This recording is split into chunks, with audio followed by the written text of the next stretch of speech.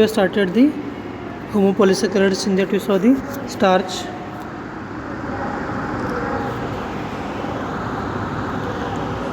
It is the carbohydrate reservoir of plants which is most important dietary source for higher animals including man.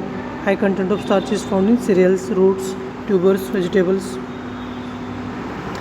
It is homopolymer composed of D-glucose units held together by alpha glycosidic bond. It is known as glycosan or glucan. Starch consists of two polysaccharides components, that is water soluble amylose and water insoluble amylopectin. The next आपण बघतो याच्यामधलं chemical amylose is a long unbranched chain that is containing with 200 to 1000 D-glucose molecule or unit held together by alpha 1,4 glycosidic linkage. आणि जे काय amylopectin आहे, amylopectin this is a branch chain. याच्यामध्ये आपण जर करता बघितलं तर 1,4 ग्लायकोसिडिक बॉन्ड और लिंकेज आहे. याच्यामध्ये अल्फा 1,4 आहे आणि याच्यामध्ये 1,6 याच्यामध्ये 1,4 आहे तर याच्यामध्ये 1,6 ग्लायकोसिडिक लिंकेज.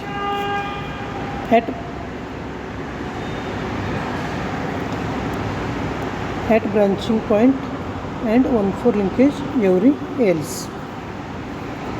आता आपण याचं स्ट्रक्चर बघूया.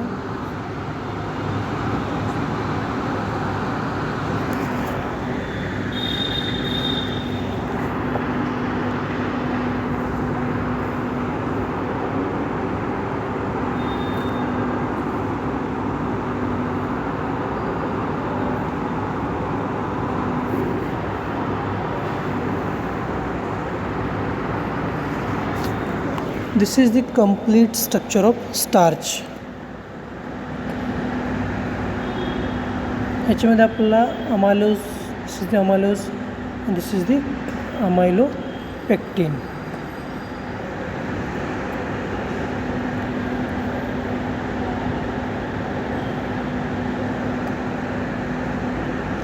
आता आपल्या याच्यामध्ये जे काय दिसतं आहे, दिस इज दी हे ग्लुकोज आहे, हे ग्लुकोज आहे आणि हे एकमेकाला अल्फा 1,4 ग्लायकोसिडिक बॉन्डनी लिंक झाले, दॅट इज त्याला आपण म्हणतो अल्फा अमायलोज.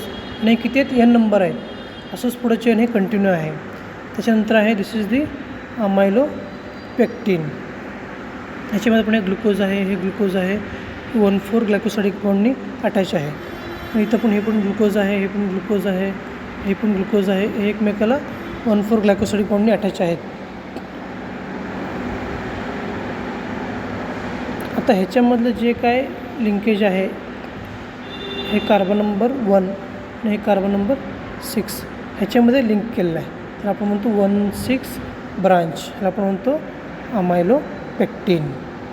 आणि हे कंप्लीट दोन्ही स्ट्रक्चर म्हणून आपण म्हणतो ह्याला starch. This is the complete structure of starch. तुम्हाला एक्झाममध्ये काढताना हे दोन्ही कंपोनंट्स मिळूनच काढावं लागेल, त्याला आपण म्हणतो स्टार्च. फक्त तुम्ही हे काढलात नाही तर हे काढलात तर तुम्हाला मार्क मिळणार नाही.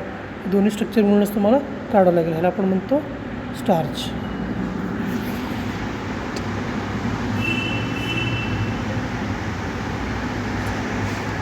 Next that is the glycogen.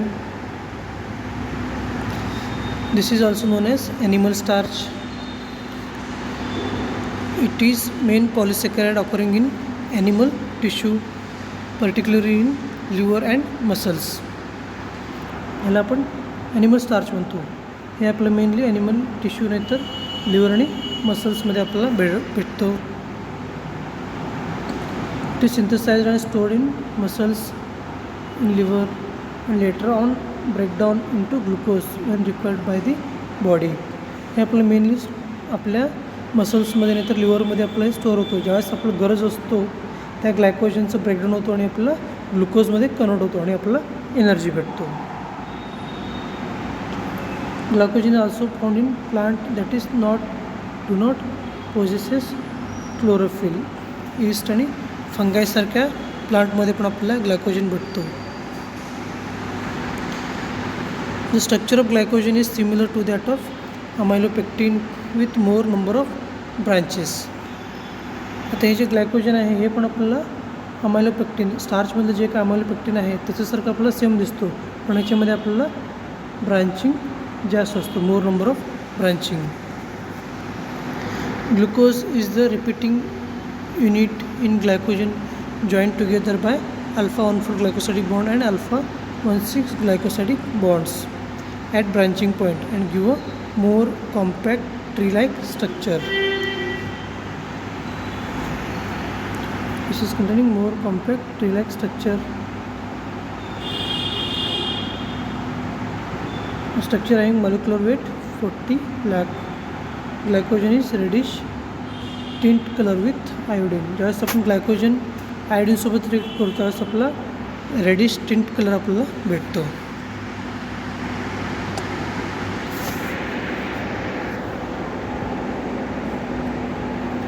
This is the structure of glycogen.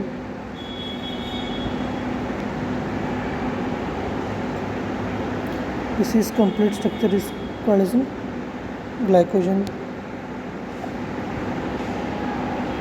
एक्झाममध्ये तुम्हाला विचारतील draw structure of glycogen and write a note on glycogen. त्यावेळेस तुम्हाला हे स्ट्रक्चर काढून तुम्हाला एक्सप्लेन करावं लागेल. सिम्पल आहे, जसं आपण ग्लुकोज काढलो त्या ठिकाणी तर आपल्याला ग्लुकोज असं आपलं उभं काढायचं आहे. बस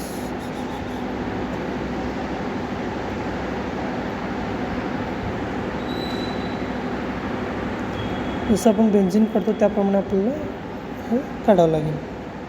असं त्याला आपण ब्रांचिंग वाढवत जायचं.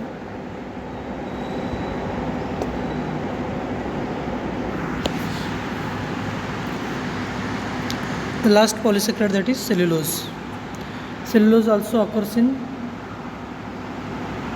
plants, does not occur in animal body. हे आपलं फक्त प्लांट्समध्ये आपल्याला सेल्युलोज आढळतो, ॲनिमल बॉडीमध्ये आपल्याला सेल्युलोज आढळत नाही. It is composed beta D glucose unit linked by beta 1,4 glycosidic bonds. Cellulose cannot digested by animals. Cellulose हे आपल्या बॉडीमध्ये डायजेस्ट होत नाही. Hydrolysis of cellulose yield disaccharide, it is cellobiose followed by beta D glucose. It has great importance in human nutrition.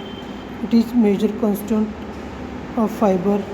It adds bulk to the intestinal content, thereby stimulating the peristalsis and elimination of food residues. It is major constituent of fibers and also helps in the elimination of food residue to our body. The examples, they are found in the fruits and vegetables.